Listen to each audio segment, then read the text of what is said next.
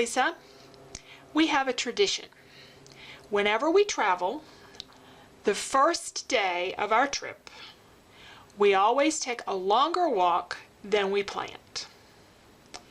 It doesn't matter whether it's city, out in a national park, wherever, we just go further than we expected. And sometimes it's a long way. You've seen me do many pages on Hilton Head Island.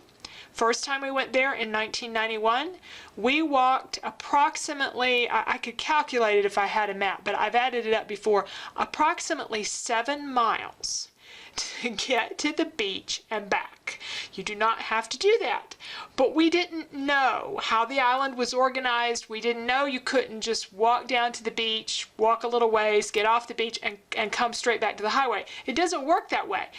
We didn't understand it. And the last part of this, like the last 3 miles of it, I walked barefoot because I had so much sand that I couldn't get washed off my feet, and my shoes hurt. I had to walk barefoot. Now, we were a lot younger and, you know, we're still completely in love, but you know, that new love kind of feeling where nobody can do anything wrong. So, you know, it's actually a very happy memory. I wouldn't want to do it again today, but, you know, we've gotten lost in San Francisco, walked and walked and walked, and kept thinking, why isn't there a cable car coming by? And finally looked up and realized there are no cables on these streets. I mean, we were just, you know, this just happens to us. And we refer to it sometimes as getting lost. We've never gotten somewhere we couldn't get back from, but we've taken just the long way around. And it's been everywhere. Grand Tetons National Park to small towns, everywhere.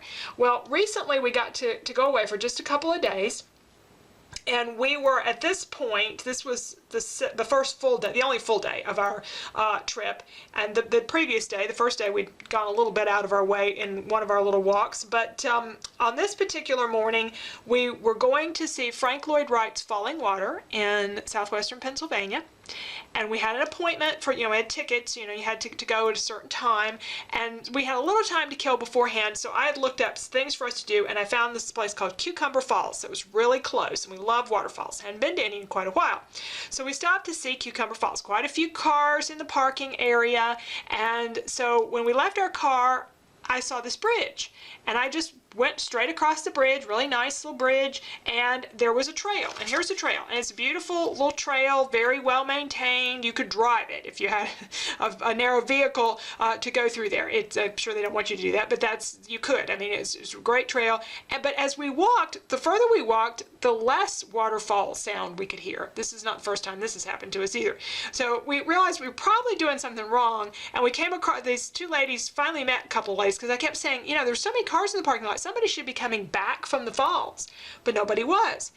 These two ladies came down and they said, well, there's a bridge, you know, 20 minutes down there. You can see some of the water, but we just didn't have time for that. So we turned around. I said, you know, there were some little offshoot trails. Let's take one of those.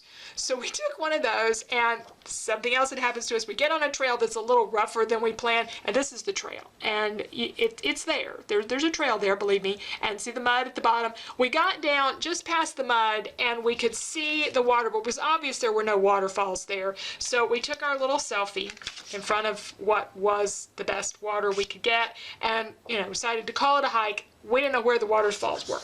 So we come back out, across the bridge, and my husband says, let me look down here for a minute. And off to the left, just past the bridge, was this nice sign.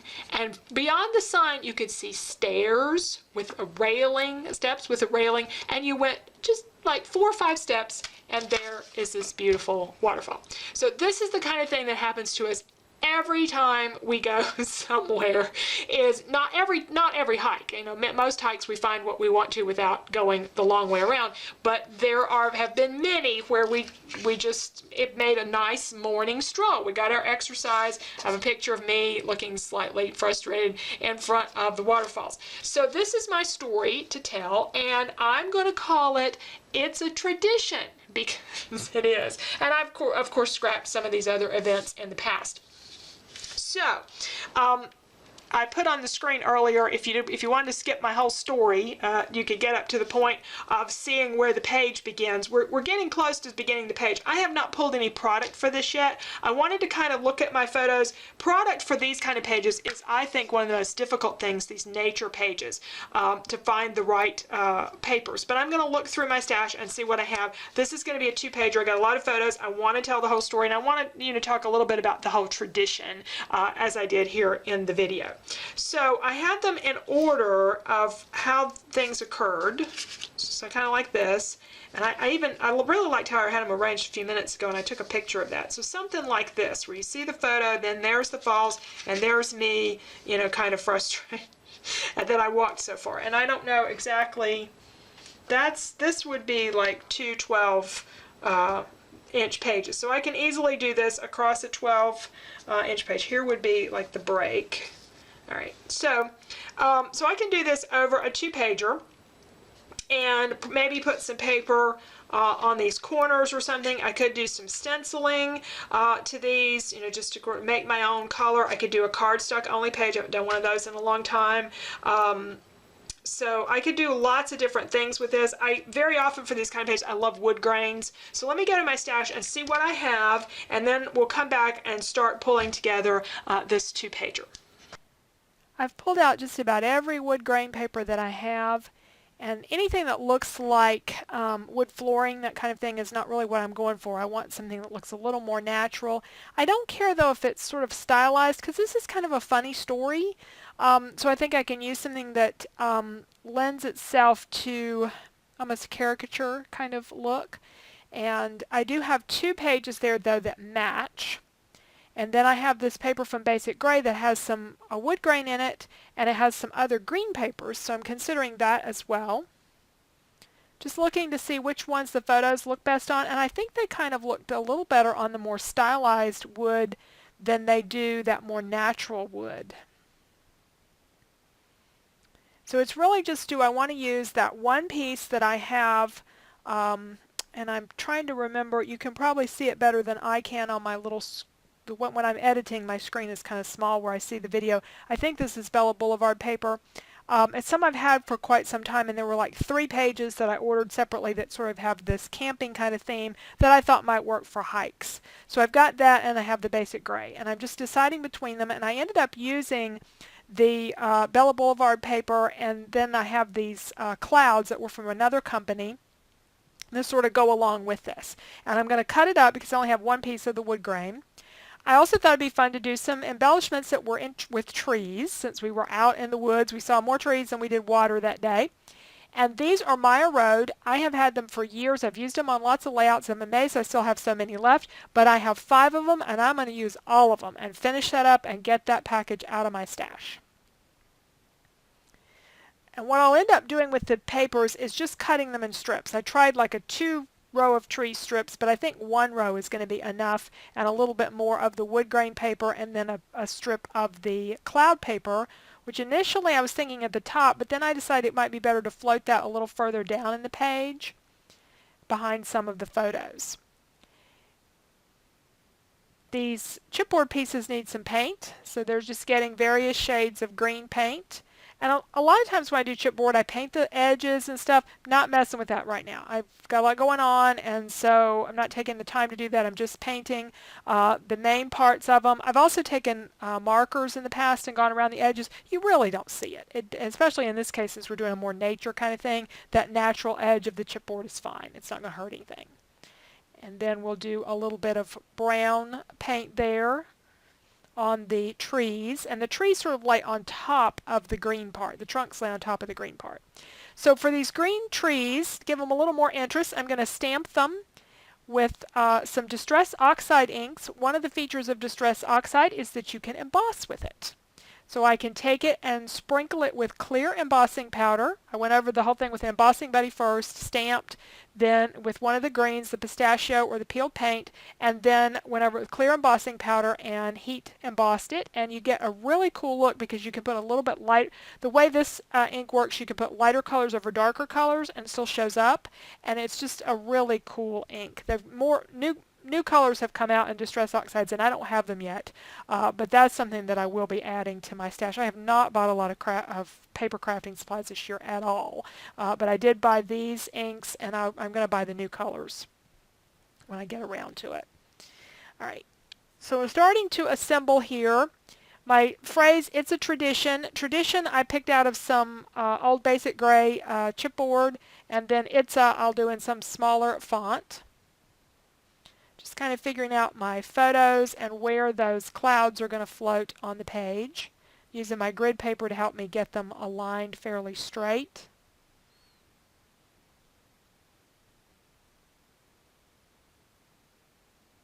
And then the trees will get glued on with Tombow adhesive once I'm satisfied.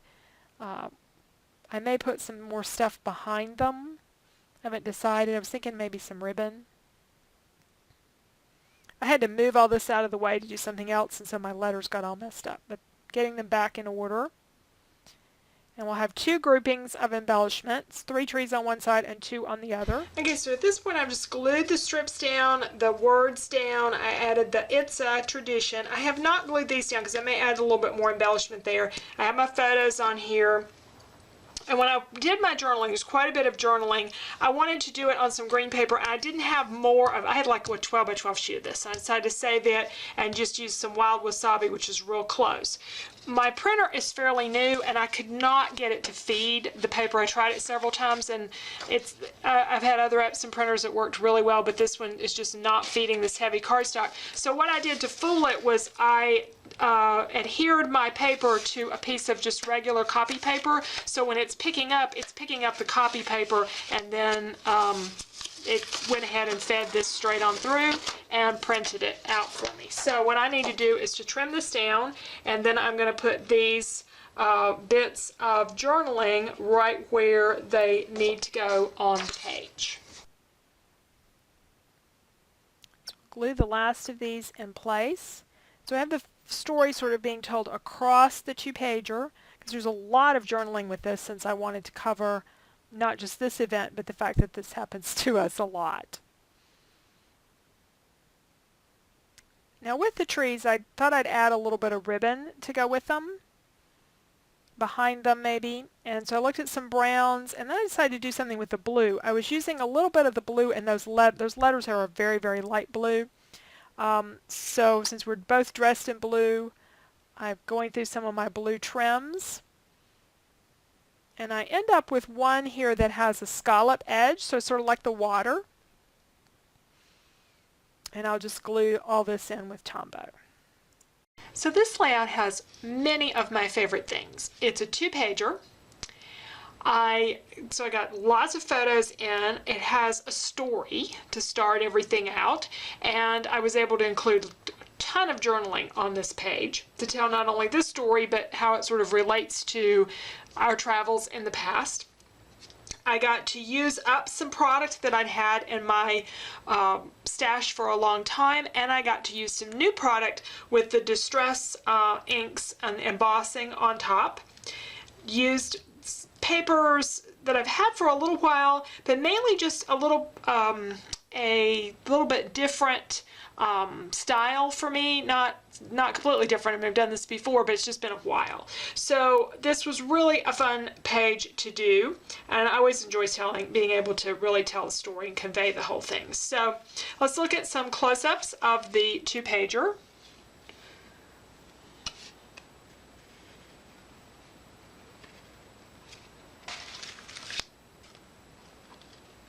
And I will include the date here. I added this and a couple of brads from the medals that I keep in my stash.